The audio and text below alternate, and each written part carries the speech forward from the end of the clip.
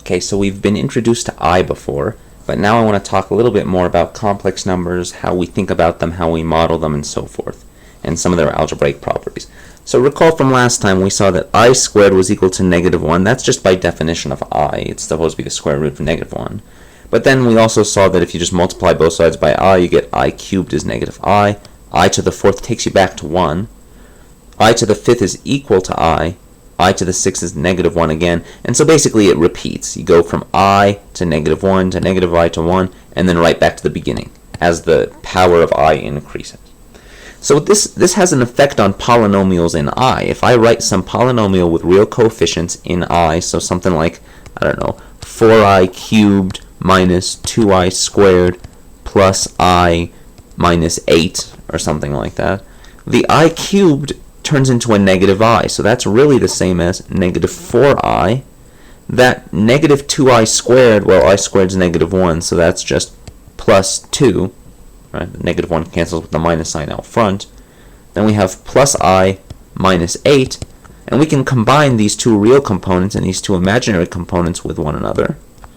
And what we get is -4I plus I is -3I, and we get 2 minus 8 is -6.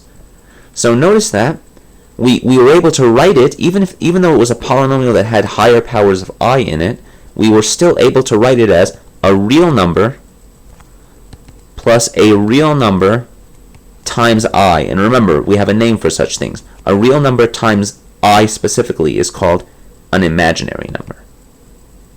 So a real number plus an imaginary number. Even polynomials in I can be written in that way because of these powers of I. So remember that anything of that form, where you have A and B real numbers, and you have A plus BI, is called a complex number. That's the point of this class, right?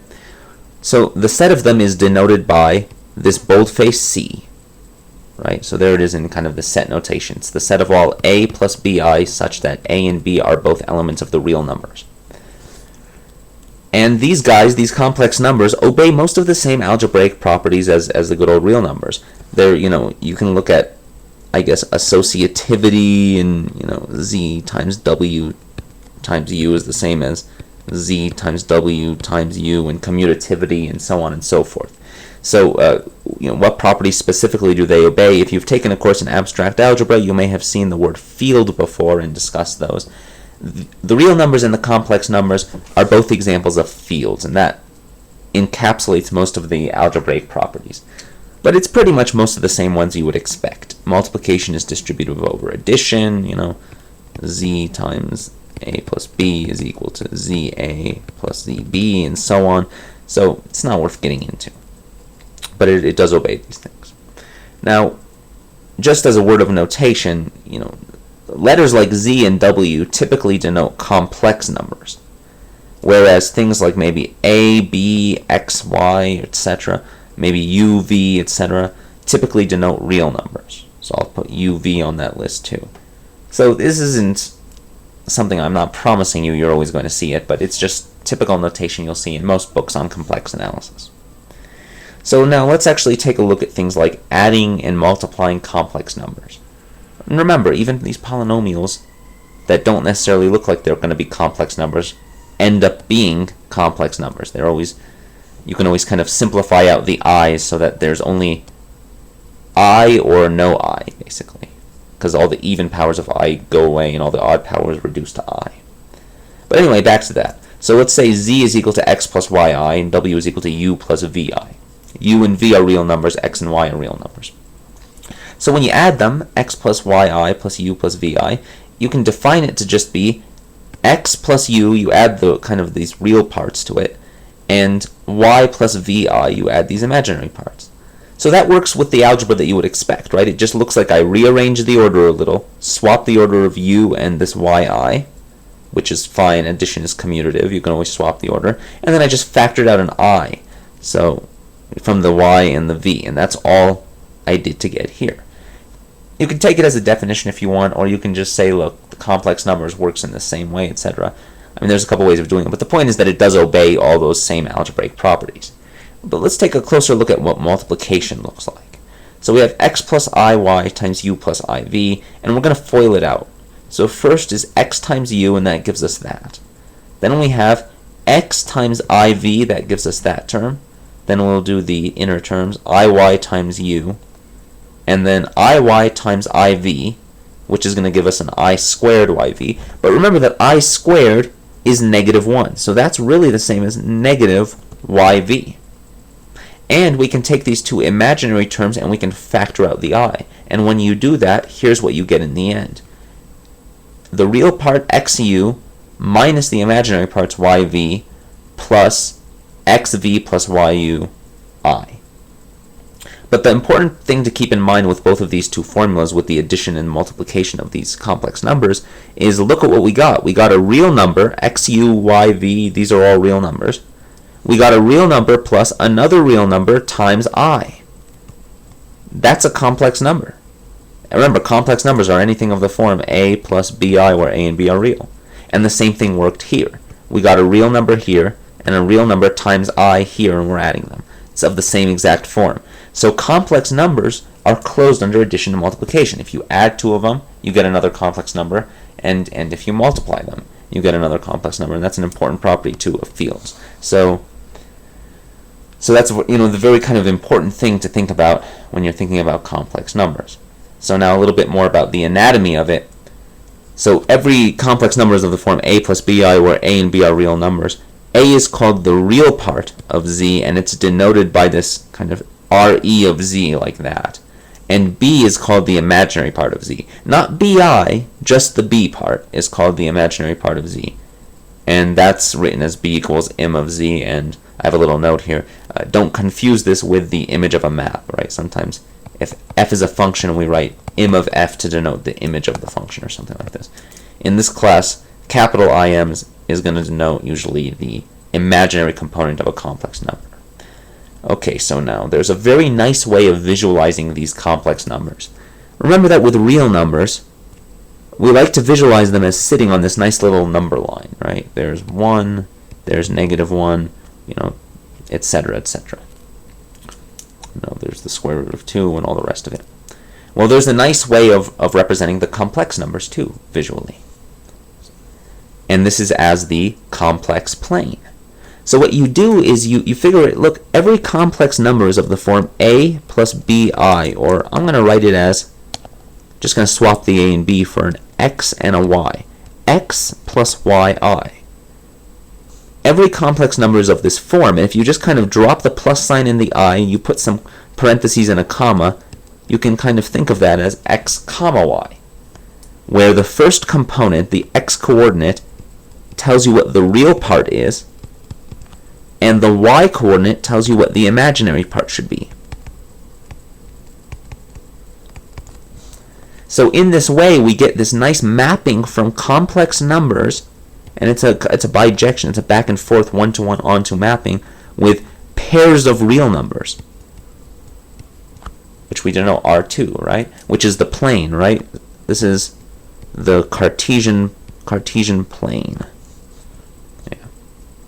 So that's what we denote by the complex plane. We call the y-axis the imaginary axis, and we call the x-axis the real axis, because the y-coordinate is going to tell us what the imaginary part is, and the x-coordinate is going to tell us what the real part of our complex number is. So I've written some numbers here. Let's draw them out. W is equal to 3i. So 3 is the imaginary component. There is no real component. You can think of it as 0 plus 3i. The real component is 0, the imaginary component is 3. So the x-coordinate should be 0 and the y-coordinate should be 3. So it should be 0, comma, 3, which maybe puts us around there. And that's our w, 3i. What about z? It's equal to 4. Well, we can write that as 4 plus 0i. So in particular, and I'll make a point of it right now actually, come down here, the real number is in particular a complex number, right? So 4 can be written as 4 plus 0i. It just has a 0 imaginary part. So the real axis in the complex plane, if you actually plot this, z equals 4, the real part is 4, so that's your x-coordinate. The imaginary part is 0, that's your y-coordinate. So that's going to be 4, comma 0. That's going to be around there. So that's our z which is also equal to the number 4 here. So the real axis can be thought of as a traditional real number line actually just kind of sitting inside of the complex numbers. It's as if you just took the real line and you just kind of added an extra dimension to it to account for all imaginary numbers, and it suddenly becomes a plane. So the real numbers sits inside of the complex numbers as the x-axis, or as the real axis. And let's see what the sum of these things looks like. Z plus w would be 4 plus 3i, so that would have an x-coordinate of 4, that's your real part, and it'll have an imaginary component of 3, so that's 4 plus 3i, which will be somewhere around there. That'll be our z plus w. And finally in black, z minus w would be 4 minus 3i, so the x-coordinate would be the real part 4, and the y-coordinate would be the imaginary part, and this time it's negative 3. Negative 3i would put us right around there, let's say. So 4 minus 3i would have 4 comma negative 3 as its coordinates. That would be right about there. That's our z minus w, 4 minus 3i. So another way you're going to see me write all of these complex numbers, sometimes I'll just draw them as points in the complex plane, but I mean in the same way that C looks a lot like R2, and R2 we like to think of as a vector space where you have the initial point at the origin and you draw an arrow with terminal point at the point you're interested in. I'm going to do the same thing a lot of times too. So I'm going to draw z minus wi not just as a point, but also sometimes I'm going to draw it as an arrow. I'll hop back and forth freely between these two notations, or these two pictures. Similarly, I could draw this as an arrow emanating from the origin and ending there. This would also be an arrow, and just because we only have one more left, I'll draw z plus w as an arrow. And you'll notice that when you add these complex numbers, you're just adding the x-coordinates and the y-coordinates. You're just adding the real parts and you're adding the imaginary parts. So the addition of complex numbers works in exactly the same way vector addition works, right? Which is probably very obvious from the picture already, right? This plus this, you do your little parallelogram rule, or however you want to think about it, and you get the sum right here at the other corner. So the complex numbers looks an awful lot like R2. And we'll talk in later videos about what really makes it different from R2. But the point is that with respect to addition, it looks exactly like R2. And I'll give you a little hint. The difference between C and R2, if they're looking really the same to you right now, the difference is that, remember, with complex numbers, we have a notion of multiplication, right? We had a nice convenient way of multiplying complex numbers. That's not something we have, and I'll talk more about that in a video, but it's not something we have in R2. Another video. So how does adding the complex numbers look geometrically? Just answer it. Like regular old vector addition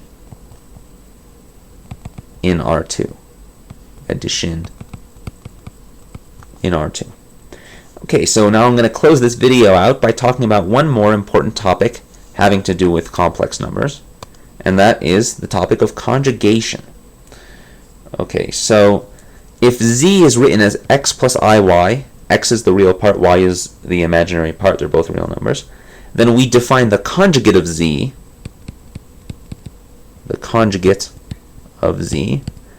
to be z bar. We denote it with this little bar on top, and it's just defined so that you fix the real part, the x does not change, but you multiply that imaginary part by -1. The imaginary part gets negated.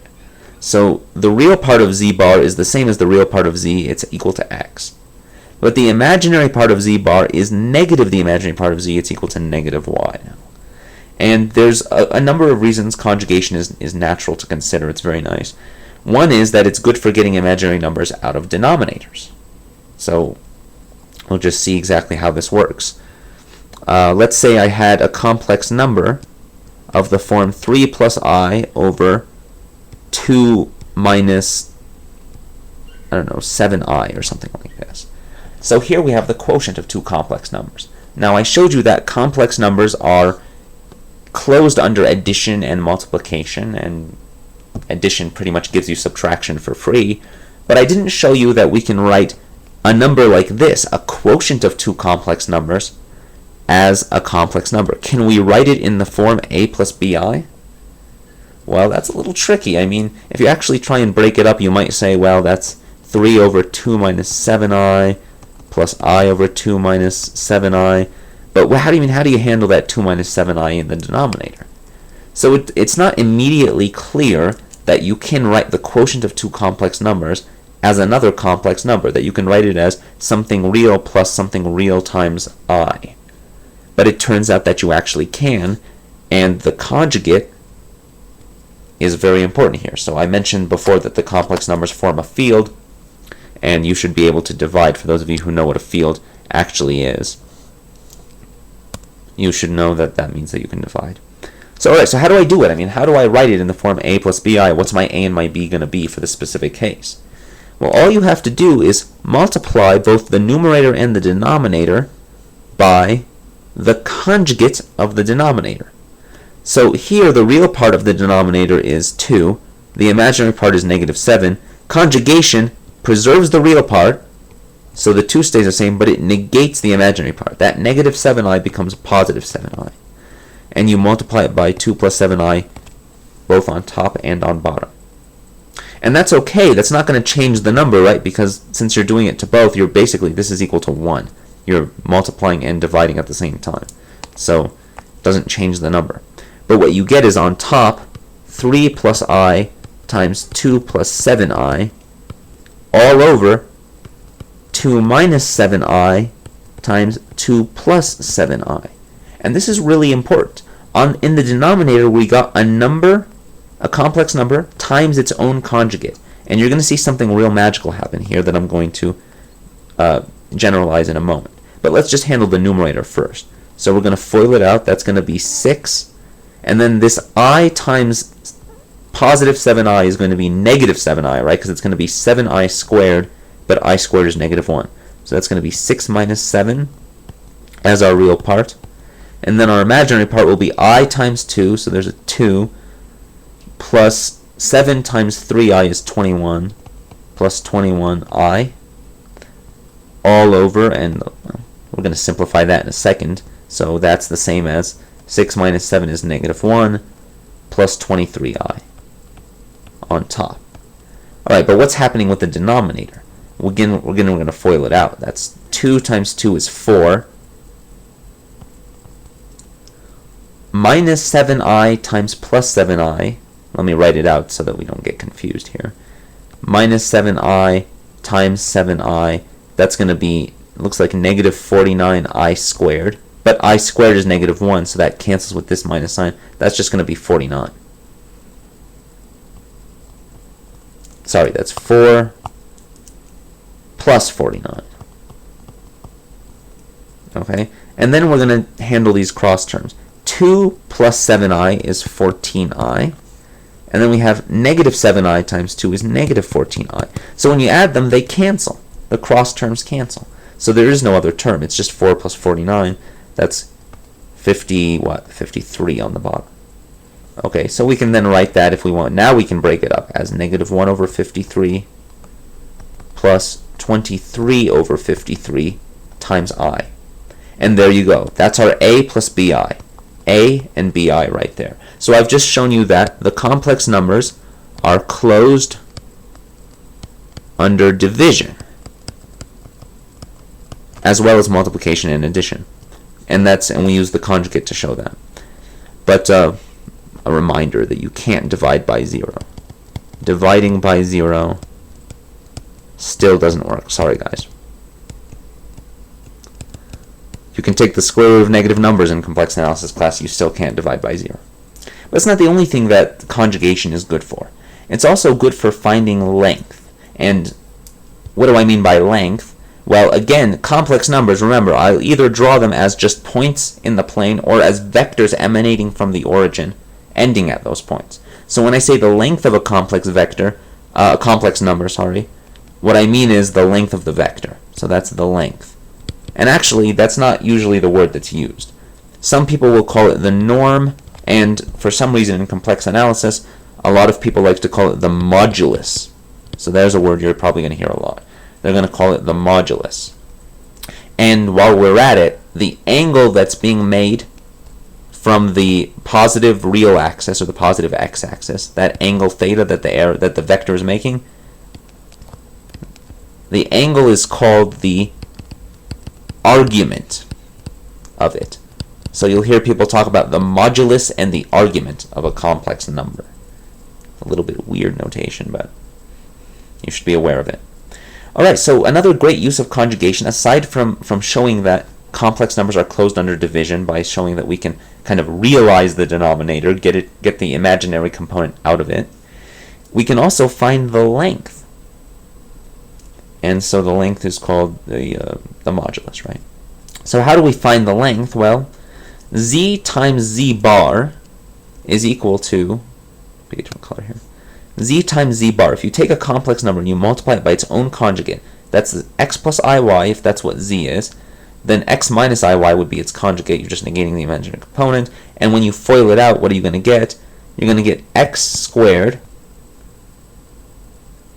say, minus xiy plus iyx, and then you're going to get minus I squared y squared, right? The I, negative iy, and so on. And what does that equal? Well, negative xiy and positive iyx, I mean, these are negative of each other. It doesn't matter what order the multiplication happens in. So these two cancel with another.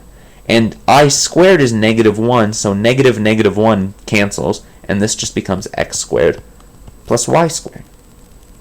Okay, that's exactly what happened here when we were realizing the denominator here.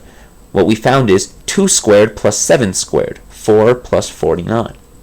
But if you think about it geometrically, what happens when you square x and y and you add them?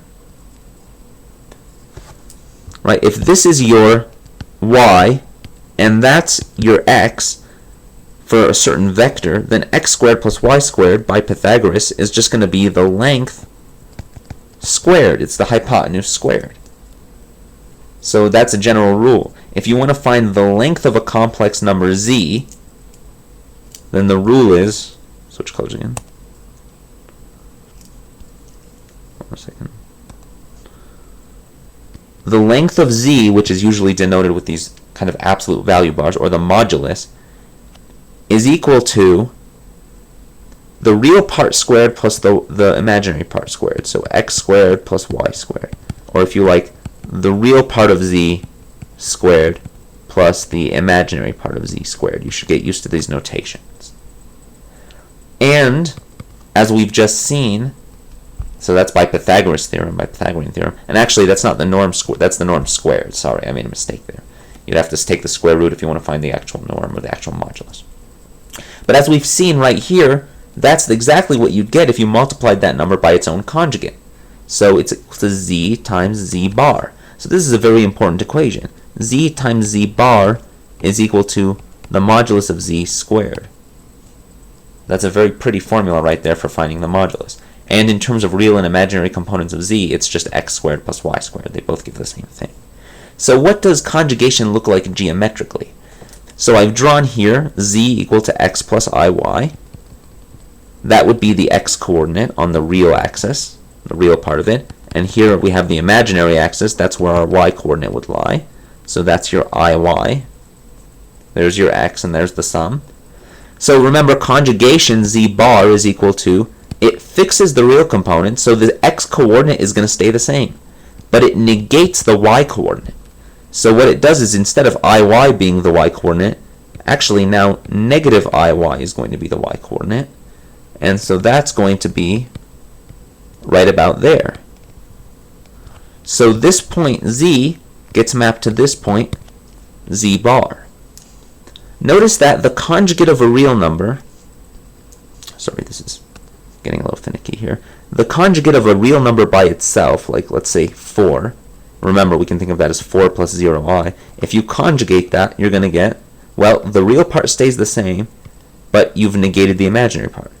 But hey, it doesn't matter if you've added 0i or minus 0i. You're just adding or subtracting 0. It's 4 either way. So real numbers are unchanged by conjugation. And remember that the real numbers sit inside of the complex numbers, and they live inside of it right here as the real axis. That can be thought of as the real number line, right? And it coincides with here because the imaginary component, the y-coordinate, is just 0, so it all works out. So 4 would be somewhere like right here, and the point is it stays the same. So let's draw one other picture here. Suppose we have a vector going out here. Again, the x-coordinate stays the same, so it's going to be along the same vertical line, except now the y-coordinate gets hit by -1. So it's now going to be here. So hopefully you can start to see the geometry of what's going on. We're taking a number on top, above the real axis with positive y, and we're reflecting it across the real axis. So it's as if there's a mirror here where the real axis is, and everything on top is getting reflected to the bottom and vice versa. So that's the kind of the picture going on here. It's just reflection. In traditional coordinates of R2, you would be writing x comma y is going to x comma -y. You're just reflecting around the x-axis. So two more properties of conjugation, just basic algebraic properties here. What happens if you conjugate and then you conjugate again? I mean, the conjugate is one complex number. You can take the conjugate again. Well, the first conjugation turns x plus iy into x minus iy. You negate that.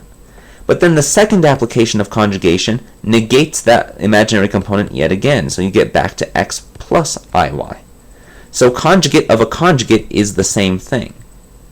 So these numbers, and that also makes sense geometrically, right? Because if you're reflecting, you're sending this point to that point, and then you're also sending that point to that point. If you do it again, you send yourself back to where you started, right? It's like looking through the mirror twice. So the conjugate of a conjugate is equal to itself. And then finally, another property here is that z plus w bar, if you add them and then take the conjugate, it's as if you had taken the conjugates and then added them. And similarly, z times w bar, if you multiply then take the conjugate, it's the same as if you had taken the conjugate of each and then multiplied the two. So let's just quickly verify the case for multiplication. The case for addition is even easier. Remember what the formulas are here. So we've got those written somewhere. There it is. Right there. Here's the formula for what z times w looks like in this case. So let's copy it down here just to make it pretty. It's all messy up there. X plus iy times u plus iv is equal to, ultimately, xu minus yv. Forgot the x.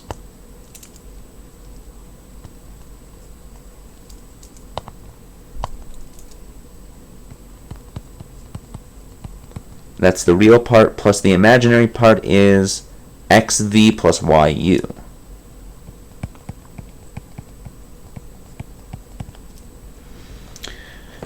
Okay, so that's the product of two numbers. Suppose we conjugate it. Then it's the conjugate of this, and conjugation just negates the imaginary component here. So that's xu minus yv minus xv plus yu I. So the minus distributes here. So on the one hand, that's the conjugate of the product. So that's our zw bar. But what about z bar times w bar? That would be x minus iy times u minus iv. And let's FOIL this out. That would still be x times u.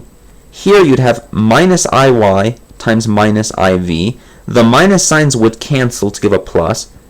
I squared yv.